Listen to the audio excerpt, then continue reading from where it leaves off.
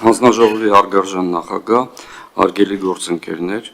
երկրորդ ընթերցումից առաջ հանձնաժողովի քննարկման է ներկայացվում ազգային անվտանգության մարմինների մասին եւ ազգային անվտանգության մարմիններում ծառայության մասին օրենքներում փոփոխություններ եւ լրացումներ կատարելու մասին օրենքների նախագծերի փաթեթներ։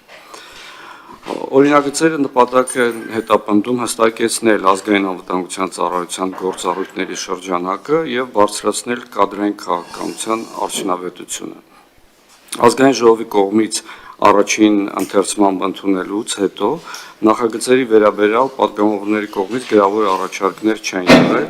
սակայն կառավարության առաջարկների հիման վրա ազգային անվտանգության մարմինների մասին օրենքում փոփոխություններ եւ լրացումներ կատարելու մասին օրենքի նախագիծը լրացվել է նոր 5-րդ հոդվածով, որի նպատակն է օրենքում հստակ ամրագրել ազգային անվտանգության ծառայության խորհրդանիշների, դրոշի եւ զինանշանի վերաբերյալ իրավական հիմքերը։ Արդյունքում ծառայության տնօրենը իրեն վերապահվող լիազորության շրջանակներում կսահմանի ծառայության խորհրդանիշների կանոնադրությունն ու նկարագրությունը առանց փոխելու գործող խորհրդանիշների բովանդակությունը։ Կառավարության կողմից ներկայացված առաջարկների համատեքստում նախագծում կատարված մյուս փոփոխությունները կրում են խմբագրական բնույթ եւ փաթեթին կից ներկայացված ամփոփաթերթում մանրամասն ներկայացված են։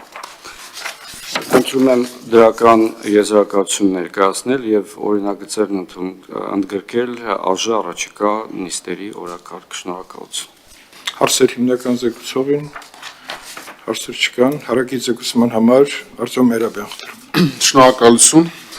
հարգելի գործընկերներ, հարցը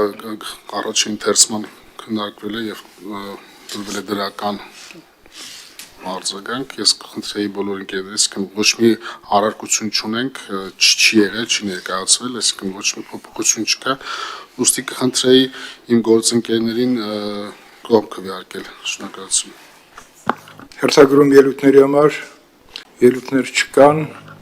եզրափակիչ խոսք պարոն Մերաբյան, պարոն Մկրտչյան։ Հարգելի գործընկերներ, քվեարկում ենք ազգային անվտանգության մարմինների մասին օրենքում փոփոխություններ եւ լրացումներ կատարելու մասին օրինագիծ երկրորդ ընթերցմամբ դրական եզրակացություն ստանալու դեպքում արտահերթ նիստի օրակարգ ընդգրկելու հարցը ովքեր են կողմ դեմ ձեռնպա դրական եզրակացություն ստացանք եւ վերջնական